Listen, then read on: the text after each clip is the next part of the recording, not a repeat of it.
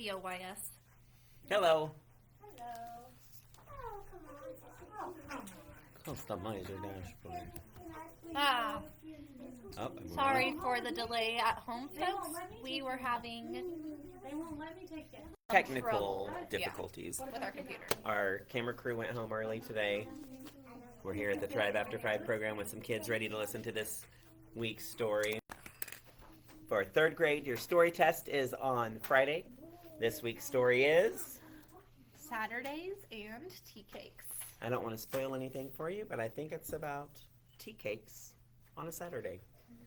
And if you're watching at home with an adult right now, why don't you turn to your adult and tell them the genre for this week's story. We'll give you a couple seconds. And if you remember, the genre is... Memoir. Memoir. A memoir is a true story from a person's life, but not their entire life, not an autobiography, just a small piece of time in the person's life. Saturdays and Teacakes by Lester L. Lamanek and paintings by Chris Saint-Piet. Sounds French. Saturdays and Teacakes. Excuse me. Could we get a water for Miss McClellan on set? Oh, I'll grab it. Okay. When I was 9 or 10 years old, I couldn't wait for Saturdays. Every Saturday, I got up early, dressed, and rolled my bicycle out of the garage. Do you know what he was riding? A bike. Pedal, pedal, pedal. Every Saturday, I coasted down our long, steep drive, slowing only enough to make the turn onto Thompson Street, and then left onto Bell's Mill Road. Pedal, pedal, pedal, past Mrs. Cofield's house. Pedal, pedal, pedal, around the horse pasture and up the hill past the cemetery where my grandfather was buried. Pedal, pedal, pedal, past Mr. Owen's house. And Thank you. up onto Chandler's Phillips 66. Pedal, pedal, pedal. You might be getting some sneak peek at some test questions here. Every Saturday, I coasted over the black hose by the gas pumps just to make the bell ring. Ooh, if I asked you, why did he coast over the black hose by the gas pumps? Just to make the bell ring. It's in the olden days. Then I dropped my kickstand and checked the air in my tires. I stopped at Chandler's for another reason, too. That's where I crossed the highway that ran right through the center of our town. My mother always said, "You stop and you look both ways when you get to Chandler's. I don't care if the light is green. I'll hear about it if you don't." And I knew she would, too. In our little town, everyone knew everybody and told everything to anyone who would listen. So I always looked both ways. Yeah. Wasn't feeling that one. Pedal, pedal, pedal across Ross Street. Then left for a slow coast behind the Bank of Heflin, where I turned right onto Bedwell, and whoosh! I zoomed downhill as fast as I dared. Pedal, pedal, pedal, up the next hill and onto Almond Street. It was a long stretch to Mr. White's. I always stopped there to catch my breath in the shade of the old oak tree. One more small hill, pedal, pedal, pedal, and then right onto Gaither Street. Now I could see my grandfather. Oh, my grandmother's house. Sorry, my grandmother's house. He's going to his grandmother's house.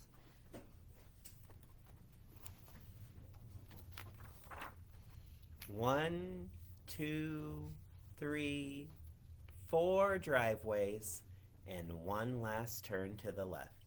This was where my tires gave up their humming on pavement and began the crunching of gravel. Just before reaching Mau Mau's back porch, I slammed on my brakes, sending a shower of tiny pebbles into her flowers. Every Saturday, Mau Mau was there, sitting on her old metal glider. Creak, crack, creak, crack. Ooh, what if I asked you what sound did Grandma's glider make?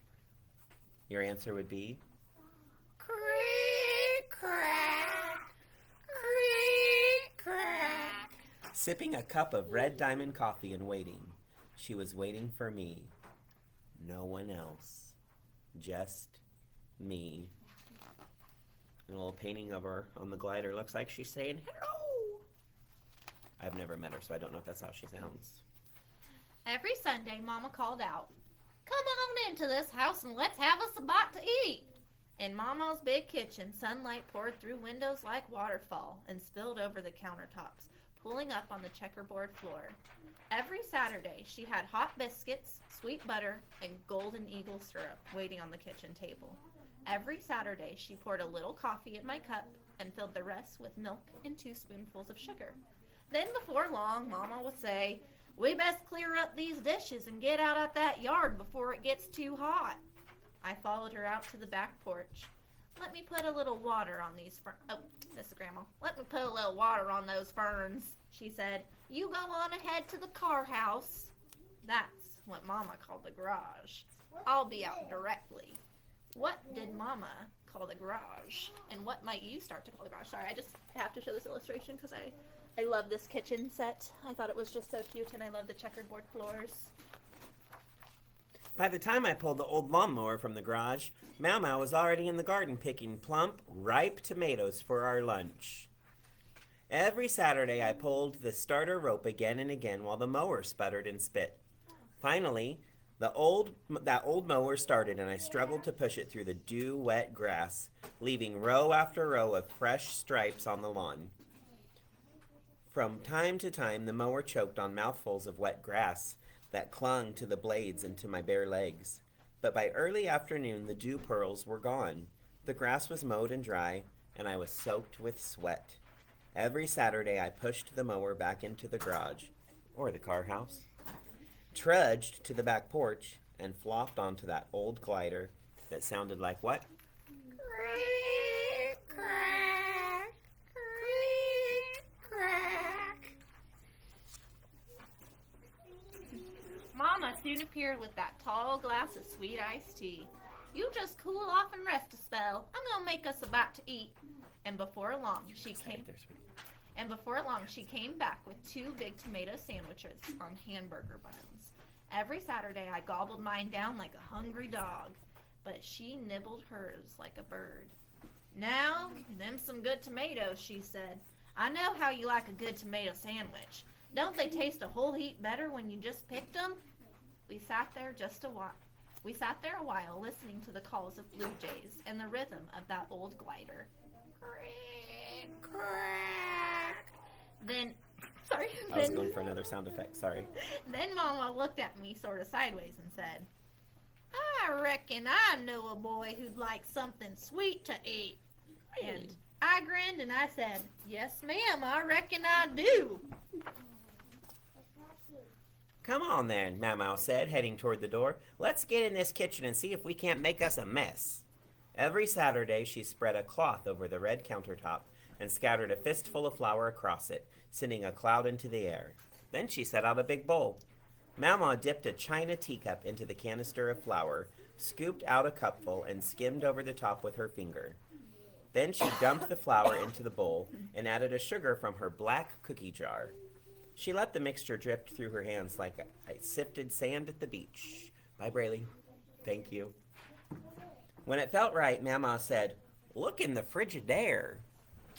That's what she called the refrigerator. "And find me 2 sticks of blue bonnet." That's what she called butter. I pulled open the refrigerator and got out the margarine. I unwrapped the sticks and dropped them into the bowl. I mixed and mashed and mixed and mashed until the ingredients disappeared into a paste. It was smooth and pale yellow and smelled like fresh cotton candy at the county fair. Mama pinched off a little to taste. "I expect we need a little bit more sugar in this." She sprinkled sugar until the dough tasted just the way she thought it ought to. "Now get me 3 eggs," she said. I tapped the first egg too hard, making it splatter onto the counter and down the outside of the bowl. I reckon we call that half an egg," Mama said. "Here, let me show you how to do it. Just tap them easy and pull the shell apart over the bowl, like this. Now you do the next one." I have a question. Who's Margarine and why was she in the fridge? Oh, What about that blue bonnet? Margarine was the butter. Sorry.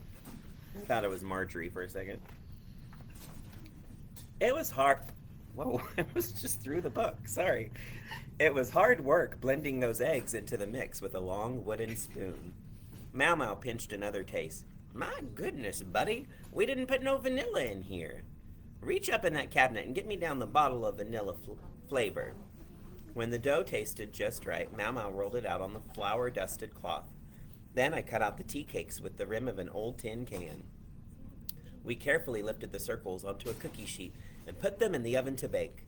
375 degrees for 15 minutes. I should have said 375 degrees for 15 minutes. Crack, crack. Those 15 minutes seem to last forever. Just like this story, right? I'm just kidding. Are you ready, Mama? Not yet, buddy. Are they ready now, Mama? Not yet, buddy. Let's give them a little bit longer. Are they ready yet, Mama? I reckon they might be. And then she opened the oven door, and the kitchen filled with a smell sweeter than summer. I don't know how to pronounce this flower. Gardenias? Gardenia. Gardenias. And the smell of sweeter than summer gardenias. The smell of tea cakes. Every Saturday, I reached for one still steaming on the baking sheet. You better wait, buddy. They're going to be mighty hot just yet.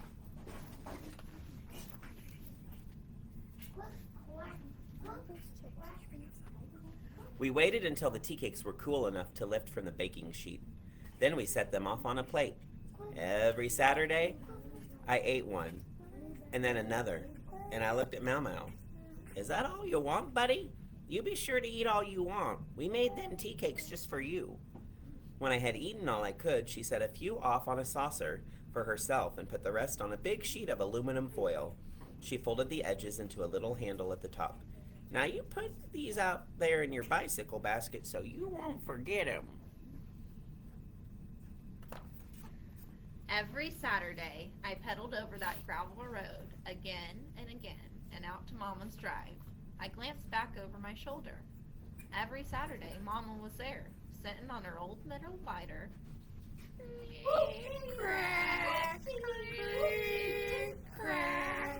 She sat there on her old metal glider and waving. She was waving to me. Just me. No one else. Don't worry, Mau Mau. I won't ever forget. You know why? Because this is a memoir. What? I want you to come make that noise of the old glider. We have a few special guests that just wanted to make their way onto the camera. Over here we got our special kindergarten friend. Let's make the noise of that glider.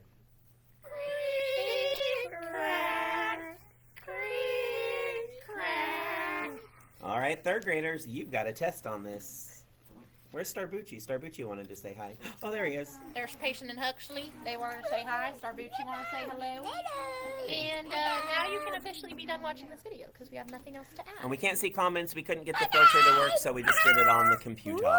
But hello to everyone watching, and hello to everyone not watching. And they won't even hear me say that. Third grade magic, out.